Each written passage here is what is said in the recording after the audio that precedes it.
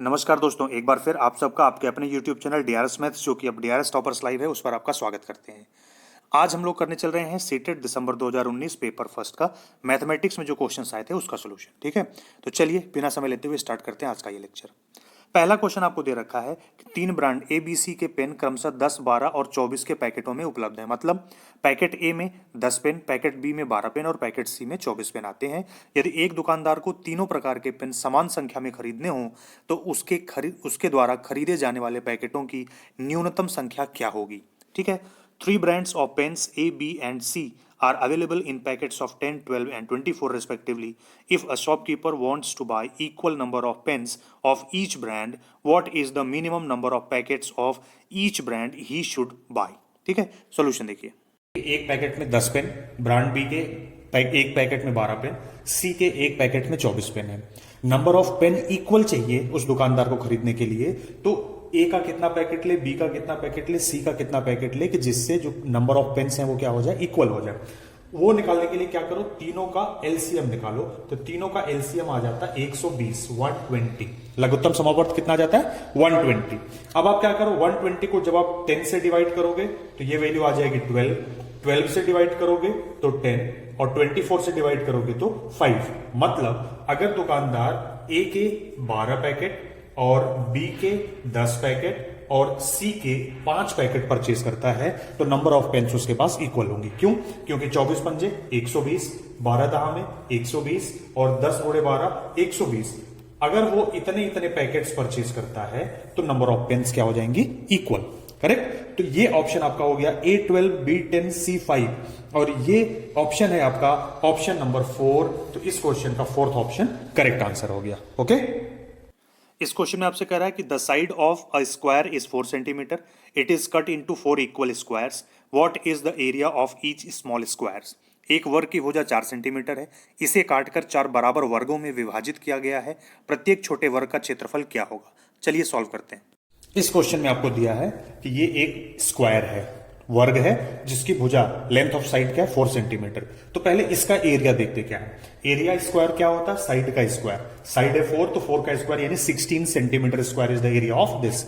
कह रहे इसको 4 स्मॉल स्क्वायर्स में आप डिवाइड कर दो। किसमें? 4 स्क्वायर्स में, छोटे स्क्वायर्स में बराबर बराबर डिवाइड कर दो। तो अगर मैं इसको ऐसे कट करता हूं तो ये 4 स्मॉल स्क्वायर्स में इक्वली डिवाइड हो गया। इक्वली डिवाइड करना है तो इन चारों में से हर एक का एरिया कितना होगा, तो ये 16 divided by 4 is equal to हो गया 4 centimetre square is the area of each. तो ये आपका है option number 1। Option number 1 is the correct answer. Total 16 area था, 4 इसका, 4 इसका, 4 इसका, 4 इसका। ठीक है, सबका एरिया 4-4 हो गया। ठीक, तो ऑप्शन 1 करेक्ट हो गया। अगर आपसे पूछता what is the side of the small square, छोटे वाले वर्ग की भुजा की लंबाई क्या होगी, तो भाई अगर क्षेत्रफल 4 है तो भुजा की लंबाई कितनी हो जाएगी 2, पूरा 4 है तो ये 4 सेंटीमीटर 2 पार्ट में डिवाइड हुआ है, कितने कितने में 2 सेंटीमीटर है, 2 सेंटीमीटर में इक्वली डिवाइड करना था तो इक्वली डिवाइड हो गया। ये भी 2 सेंटीमीटर, ये भी 2 सेंटीमीटर, तो साइड भी आप बता सकते थे। राइट, नेक्स्ट क्वेश्चन देखिए। इस क्वेश्चन को देखिए, निम्नलिखित में से कौन सा कथन सही नहीं है। सभी अभाज्य संख्याएं विषम संख्याएं होती हैं।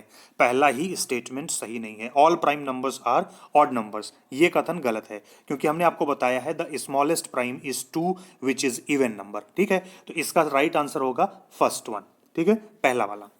अगला क्वेश्चन,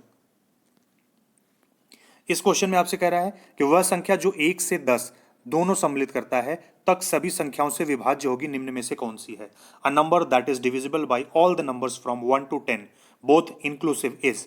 तो कौन सी होगी, 1 से लेकर 10 तक सभी नंबर्स का आप क्या करो, एलसीएम निकाल लो, जो आंसर आएगा वही आपका आंसर होगा। वैसे इसका आंसर है 42520। सोल्यूशन देखो, सभी नंबरों का एलसीएम लेना है हमें। तो एलसीएम निकालने का तरीका, प्राइम फैक्टराइजेशन मेथड आप जानते हो। सबसे पहले मैं 2 से इसको काट दूं तो 1 एज इट इज है, 1 आ गया, 3 रहेगा, 2 दूनी 4, 5 हो गया, 2 तिहाई 6, 7 हो गया, 2 चौको 8, 9 हो गया, 2 पंचे 10। दोबारा 2 से इसको मैं काट दूं तो ये 1, 1, 3 रहेगा, यहां पे आ गया 1, ये 5 रहेगा, ये 3 रहेगा, 7 और यहां पर कितना हो गया 2 दूनी 4, फिर यहां पर आ गया 9 और यहां पर आ गया 5। दोबारा 2 से मैं इसको कट कर रहा हूं तो 1, 1, 3, 1, 5 और ये कितना हो गया 3 और फिर इसके बाद में 7, 1, 9, 5। अगली संख्या 3 आती है। 3 से मैं काटता हूं तो ये 1 1 5, यहां पर 1 7 1 3 5, फिर 3 से मैं काटता हूं इसको तो ये इसके बाद 1 1 1 1 5 1 7 1 1 5, अगला ये 5 से कट जाएगा, 5 से काटने के बाद में फिर ये सब जगह 1 1 1, केवल 7, फिर 1 1 1 आ गया, ठीक है। और नेक्स्ट नंबर आपका क्या आ जाएगा 7। अब मैं 7 से इसको कर दे रहा हूं तो 7 से करने पर सब 1 आ जाएगा। इनका प्रोडक्ट कर लो, ये कितना हो गया 2 दूना 4 दूनी 8 हो गया, 8 पंजे 40 हो गया, 3 तिहाई 9, 9 सत्ते 63, तो 63 इंटू 40 आप कर लो, यही आपका ऑप्शन हो जाएगा। तो ये हो गया 0, 4 तिहाई 12 का 2, हाथ लग गया 1, 4 सम 24, 1 25, संख्या आ गई 2540। तो वो कौन सी संख्या है जो 1 से लेकर 10 तक सबसे डिवाइड हो जाएगी, तो वो संख्या है 2520। ये आपका ऑप्शन नंबर 4 है, तो option number 4 is the correct answer. 1/6 of the trees in a garden are neem trees. Half of the trees are asoka trees and the remaining are eucalyptus trees. If the number of neem trees is 5, how many eucalyptus trees are there in the garden? एक बाग के वृक्षों में नीम के वृक्षों की संख्या 1/6 भाग है, आधे वृक्ष अशोक के हैं और शेष यूकेलिप्टस के हैं। यदि नीम के वृक्षों की संख्या 5 है तो बाग में यूकेलिप्टस के कितने वृक्ष हैं? देखो भैया, इस क्वेश्चन में कह रहा है कि नीम के जो नंबर वृक्ष हैं वो 1/6 है, जिनकी संख्या 5 के बराबर है। अगर 1/6 5 के बराबर है तो पूरी वैल्यू किसके बराबर होगी? 5 × 6 यानी कि 30। इसका मतलब हो गया कि उस बाग में, उस बगीचे में, उस गार्डन में टोटल जो कुल पेड़ों की संख्या है वो 30 पेड़ है कुल। अब उसमें से नीम के कितने हो गए? नीम के 5 पेड़ हैं, आपको इन्होंने पहले ही कह दिया। फिर इसके बाद इन्होंने कहा अशोक के आधे पेड़ हैं, तो 30 का आधा यानी कि 15 पेड़ हो गए अशोक के। फिर अब जो बचेंगे वो यूकेलिप्टस के होंगे, तो 15 5 20 यही हो गए। 10 पेड़ बचते हैं, वो 10 पेड़ किसके हो गए? यूकेलिप्टस के। तो क्वेश्चन में पूछा कि यूकेलिप्टस के कितने पेड़ हैं, तो आंसर हो गया 10, और ये आपका ऑप्शन नंबर 2 था। तो option number 2 is the correct answer. Option number 2 था 10 पेड़। अगर आपसे पूछता अशोक के कितने पेड़ हैं तो आप बता देते हैं अशोक के 15 पेड़ हैं। क्लियर? वैल्यू बताइए इसकी। 17.5 into 3 minus 21 divided by 7 minus 3 into 12.5। चलो सॉल्व करो। इसको सिंप्लीफाई करना, वही बॉड मॉस रूल लगेगा, पहले भाग देना, फिर गुणा, फिर जोड़, फिर घटाना। तो सबसे पहले हम डिवाइड करेंगे, तो ये 17.5 as it is into 3 minus 21 को 7 से भाग देना है, तो 7 तिहाई 21, ये पूरा हल होकर के वैल्यू आ गई 3।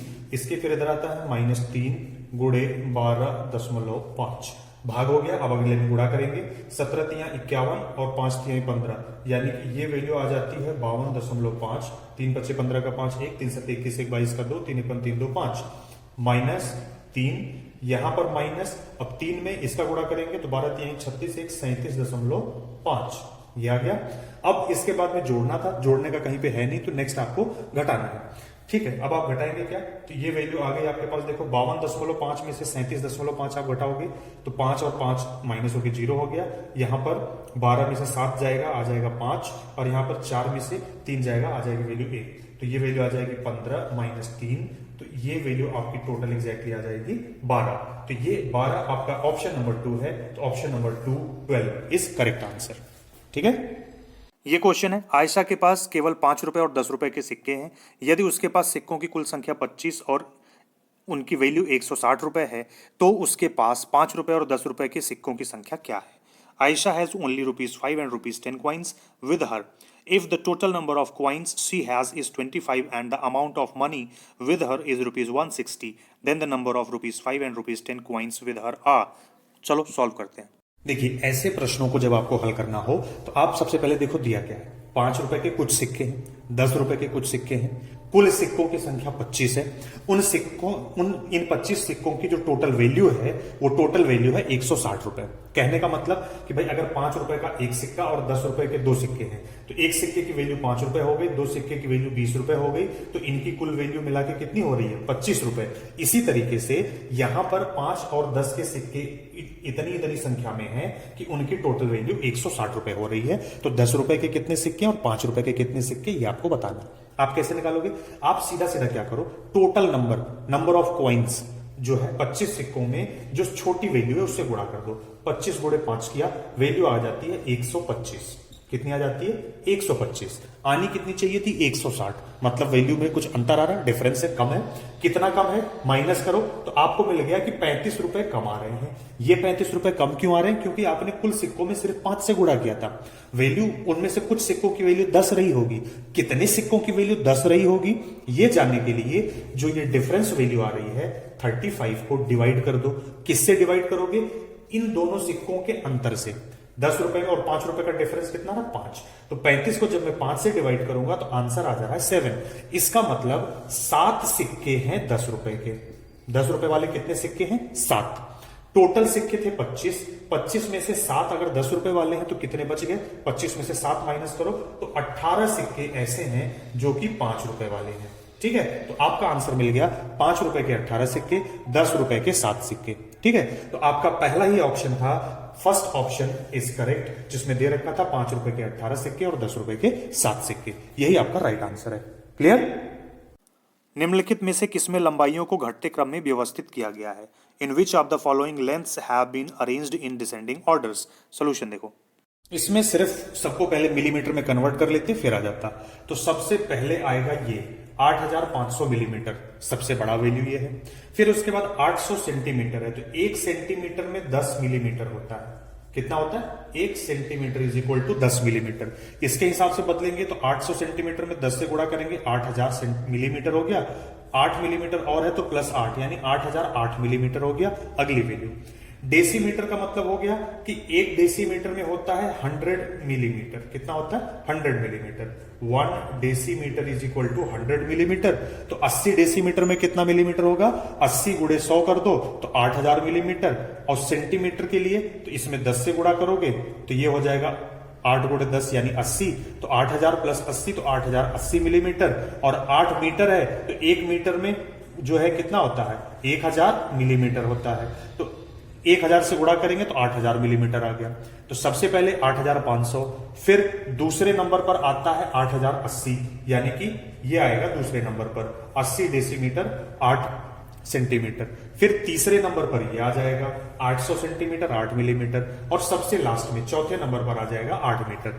तो इस अरेंजमेंट में जो ऑप्शन आपको दे रखा था वो ऑप्शन था ऑप्शन नंबर 4। तो आपका ऑप्शन नंबर 4 करेक्ट आंसर हो गया।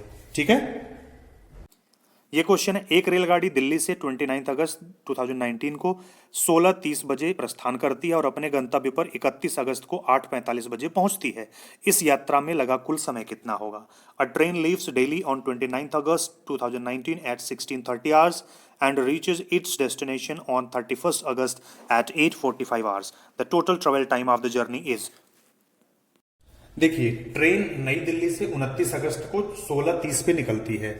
ठीक है, फिर 31 अगस्त को सुबह 8:45 पे अपने गंतव्य स्थान पे पहुंच जाती है। कुल कितना टाइम है ये आपको बताना है। ठीक, 24 घंटे का टाइम फॉर्मेट है। तो 29 अगस्त को कितनी जर्नी करी? टोटल 24 घंटे होते हैं। 24 में से 16:30 माइनस कर दो, क्योंकि 16:30 के बाद 17 के बाद 7 24, तो कुल कितना आएगा? यहाँ पे आ जाएगा 30। एक उधर जाने के बाद 23 में से 16 गए तो ये आ जाएगा 7। तो 7 घंटे 30 मिनट यानी 7.5 घंटे 29 अगस्त को चली। 30 अगस्त को पूरा चली तो पूरा 24 घंटे हो गया। 31 अगस्त को सुबह 8:45 पे पहुंची, तो इसका मतलब 8 घंटे 45 मिनट ये पूरा हो गया। कुल कितना टाइम चली? 24 घंटे। पहले कंप्लीट घंटों को जोड़ लो। 24 घंटे, ये हो गया 7 तो प्लस 7, ये हो गया 8 तो प्लस 8, तो 24 7 31 8 39, 39 घंटे ये हो गए। आधा घंटा यहां पर, 45 मिनट यहां पर, तो ये 45 प्लस 30 अगर मैं करूं तो इसमें से 30 अगर मैं ब्रेक कर दूं तो ये लगभग हो जाता है 1 घंटा 15 मिनट। ये हो जाता है, ये 1 घंटा इधर जोड़ दो तो 39 से 40 घंटे 15 मिनट में वो ट्रेन दिल्ली से निकल करके अपने गंतव्य स्थान पर पहुंच गई। तो राइट ऑप्शन आपका था ऑप्शन नंबर 4, 40 घंटे 15 मिनट। क्लियर? एक 180 सेंटीमीटर लंबी तार को एक आयत का रूप दिया गया है। यदि आयत की चौड़ाई 30 सेंटीमीटर है तो इसकी लंबाई क्या होगी? A 180 centimeter long wire is formed into a rectangle. If the width of this rectangle is 30 centimeter, what is its length? इस क्वेश्चन के लिए ज्यादा सोचना ही नहीं था। आयत का मतलब क्या हो गया? आयत में 2 लंबाइयां होती हैं, आमने सामने की भुजा बराबर, और 2 चौड़ाइयां यानी कि विड्थ होती है। ठीक, 180 सेंटीमीटर यानी कुल लंबाई 180 सेंटीमीटर है। अब ये कह रहे हैं कि अगर चौड़ाई 30 है, मतलब 30 सेंटीमीटर यहां पर और 30 सेंटीमीटर ये भी हो जाएगा फिर, तो चौड़ाई 30 60 सेंटीमीटर चौड़ाई हो गई, तो 180 माइनस 60 सेंटीमीटर कर दो तो बचता है 120 सेंटीमीटर। ये 120 सेंटीमीटर इन दोनों लंबाइयों के लिए होगा, मतलब 120 को दो बराबर भागों में बांट दो तो वैल्यू आ गई 60 सेंटीमीटर। तो लंबाई हो गई उस आयत की 60 सेंटीमीटर। तो आपका ऑप्शन नंबर 2 था 60 सेंटीमीटर, तो करेक्ट आंसर हो गया ऑप्शन नंबर 2। ठीक है, बहुत आसान है। I am a 2-digit number. The digit in tens place and the digit in units place are consecutive prime numbers. The sum of digits is multiple of 3 and 4. The number is, मैं एक दो अंकों की संख्या हूं। दहाई के स्थान पर अंक और इकाई के स्थान पर अंक क्रमिक अभाज्य संख्याएं हैं। अंकों का योग 3 और 4 का गुणज है। तो संख्या कौन सी है ये बताइए। चलिए इसको सॉल्व करते हैं। देखो, इस क्वेश्चन को सॉल्व करने के लिए दो कंडीशन दी गई हैं। जो संख्या दोनों कंडीशंस को पूरा करेगी वही आपका आंसर होगा। पहली कंडीशन है कि संख्या के अंक क्रमिक अभाज्य कॉन्जिक्यूटिव प्राइम नंबर्स होने चाहिए। तो क्रमिक अभाज्य, हमने अभाज्य संख्याओं के ऊपर प्राइम नंबर्स के ऊपर वीडियो बनाया, प्लीज उसे जाकर देखिए। अगर आप वो करते तो तुरंत सॉल्व हो जाता। कॉन्जिक्यूटिव प्राइम नंबर्स का मतलब होता है कि दो ऐसी अभाज्य संख्याएं जिनका अंतर 2 का हो। तो देखो, 2 और 3 के बीच में 1 का अंतर है, ये नहीं होगा। 1 और 3 के बीच में तो 1 तो प्राइम नंबर होता ही नहीं है, तो ये भी नहीं होगा। अब आता है 5 और 7 और मतलब 57 और 35 में, ये दोनों ही क्रमिक अभाज्य संख्याओं का पेयर है। अब दूसरी कंडीशन दी गई है कि अंकों का योग 3 और 4 का गुणज है, मल्टीपल ऑफ 3 एंड 4 है। तो 7 और 5 को जोड़ो तो इसका सम आ जाता है 12, इसका सम आ जाता है 8। 4 का मल्टीपल तो है लेकिन 3 का मल्टीपल नहीं है।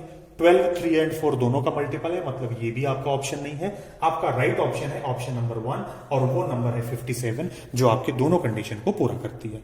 क्लियर? तो ये आपका आंसर हो गया। इस क्वेश्चन में आपको देखो, आपको रेट्स दिए गए हैं। टमाटर का रेट है 1 किलो 40 रुपए, आलू का रेट है 2 किलो आलू का 25 रुपए, कैरेट यानी गाजर का रेट है 250 ग्राम 20 रुपए का, और आपके पास बॉटल ग्राउंड यानी लौकी का रेट है 1 किलो 10 रुपए का, चिलीज मिर्च का रेट है 100 ग्राम मिर्च 10 रुपए की, लेमन नींबू का रेट है 4 पीस 10 रुपए का। संजय आधा किलो टमाटर, 1 किलो आलू, आधा किलो गाजर, 250 ग्राम मिर्च और 6 नींबू खरीदता है। दुकानदार को 200 रुपए देता है, तो दुकानदार उसे कितने पैसे वापस करेगा ये आपको बताना है। ऑप्शंस ये रहे आपके पास। तो चलो इसको सॉल्व करते हैं। इसमें सिर्फ और सिर्फ आपको कैलकुलेशन करना था। टेबल में आपको सारी वैल्यू दी गई थी। भाई देखो, टमाटर उन्होंने खरीदा आधा किलो, टमाटर का रेट है 40 रुपए किलो, तो आधा किलो टमाटर की वैल्यू 20 रुपए हो गई। फिर आलू खरीदा है संजय ने कितना, 1 किलो। 2 किलो आलू की कीमत 25 रुपए है, तो 1 किलो आलू की कीमत आधी यानी 12.5 रुपए हो गई। गाजर संजय ने खरीदा है आधा किलो, 250 ग्राम गाजर 20 रुपए का है, तो आधा किलो गाजर कितने का हो गया, 250 ग्राम का डबल यानी 40 रुपए का। मिर्च खरीदी है संजय ने 250 ग्राम, 100 ग्राम 10 रुपए का है, तो 250 ग्राम कितने का हो जाएगा, 25 रुपए का। 100 ग्राम 10 का, एक और 100 ग्राम 10 का, एक 50 ग्राम 5 का, तो 10 10 20 5 25 रुपए का मिर्च हो गया। नींबू 6 पीस खरीदे हैं, 4 नींबू का कीमत 10 रुपए है, तो 6 नींबू में कितने हुए, 6 में से 4 का 10, बाकी के 2 का 5 रुपए, टोटल हो गया 15 रुपए। अब ये टोटल वैल्यू पहले जोड़ लो, टोटल जोड़ लो तो 40 20 60 और ये 60 40 100 और 110 112.5, तो ये 112.5 रुपए उसके टोटल होते हैं। दुकानदार को उसने दिए थे, संजय ने कितने दिए थे, 200 रुपए। तो अब भाई दुकानदार क्या करेगा, 200 रुपए में से 112 रुपए 50 पैसे काट लेगा, बाकी पैसे इनको लौटा देगा। तो 200 में से 112.5 आप माइनस कर लो, वही आपकी वैल्यू हो गई। तो आप माइनस करते हो तो ये आ जाती है वैल्यू 87 रुपए 50 पैसे, और ये आपका ऑप्शन नंबर 2 है। तो ऑप्शन नंबर 2 आपका करेक्ट आंसर है। 87 रुपए 50 पैसे उनके बच जाएंगे। ये सिर्फ एक कैलकुलेशन था और कुछ नहीं था इस क्वेश्चन में, बस चार्ट बड़ा सा बना हुआ था, बड़ा क्वेश्चन था। ठीक है, ऐसे करो, तुरंत सॉल्व हो गया, एकदम इजी। आरोही क्रम में व्यवस्थित करने पर निम्नलिखित में से कौन सी संख्या तृतीय स्थान पर होगी। Which of the following is at third place when the numbers are arranged in ascending order. इन सभी नंबर को छोटे से बड़े नंबर की तरफ में अरेंज करो और फिर बताओ कि थर्ड प्लेस पर कौन सा नंबर आएगा। इन नंबर्स को जब हमने असेंडिंग ऑर्डर यानी बढ़ते हुए क्रम में लगाया तो ये हमारा क्रम आ गया, और इसमें थर्ड प्लेस पर जो नंबर आता है दैट इज 7.07। ये हमारा ऑप्शन नंबर 3 था। तो option number 3 is the correct answer. कुछ नहीं, बस घटते से बढ़ते क्रम में आप अरेंज कर दो, ये आपका वैल्यू हो गया, आपका आंसर हो गया।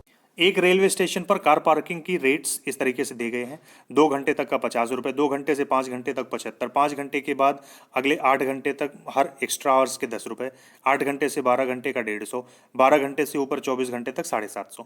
राजीव अपनी कार सुबह 7 बजे वहां पर पार्क करता है और उसी दिन शाम को 4:30 बजे अपनी कार लेने पहुंच जाता है।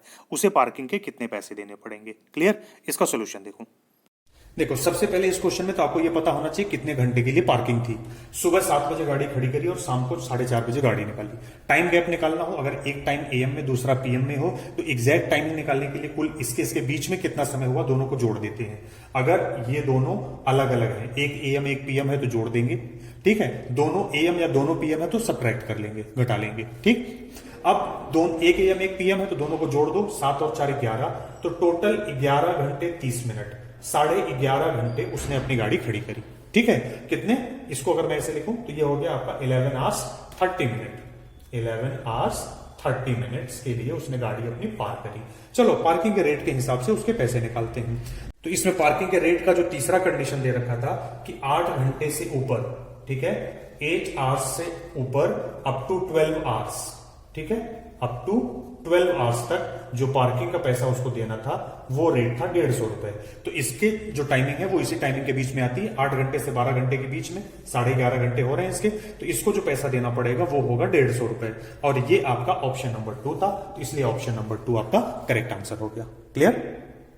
ये क्वेश्चन है, कोई व्यक्ति 29 नवंबर 2019 को एक एक्सप्रेस ट्रेन से सूरत गुजरात से नागरकोइल केरल जाने के लिए बैठा। यह ट्रेन सूरत से 19:45 बजे चली और 1 दिसंबर 2019 को 11:45 बजे नागरकोइल पहुंची।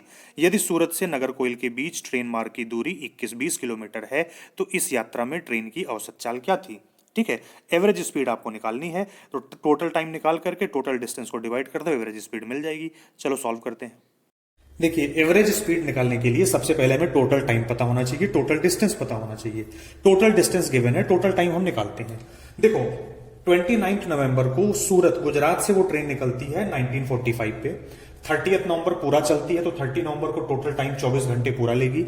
1 दिसंबर को 11:45 पे पहुंचती है तो 11 घंटे 45 मिनट ये भी हो गए, तो ये दोनों टाइम एड ऑन होंगे। अब यहां पर कितना टाइम लगा ये निकालना है, तो ये 2400 आवर्स में से इसको माइनस कर दो। 1 इधर जाएगा 60, 60 में से 45 गया तो ये आ जाता है 15 मिनट। यहां पर बचते हैं 23, 23 में से 19 जब आप माइनस करोगे तो ये आ जाएगा 4, तो 4 घंटे 15 मिनट यहां पर, 11 घंटे 45 मिनट यहां पर, तो 11 4 15 घंटे ये हो गए 15 आवर्स। 15 मिनट और 45 मिनट मिला के हो गए 60 मिनट्स, यानी 1 घंटे और हो गया 1 आवर्स टोटल। तो ये टोटल एड ऑन कर लो, कितना हो गया 5 4 9 1 10 का 0, 2 1 3 1 4, 40 आवर्स लगा। टोटल 40 घंटे में वो ट्रेन सूरत से निकलकर नागरकोइल पहुंचती है। इस ड्यूरेशन में जो टोटल डिस्टेंस उसने ट्रेवल किया है वो टोटल दूरी है 2120 किलोमीटर, ये टोटल डिस्टेंस है।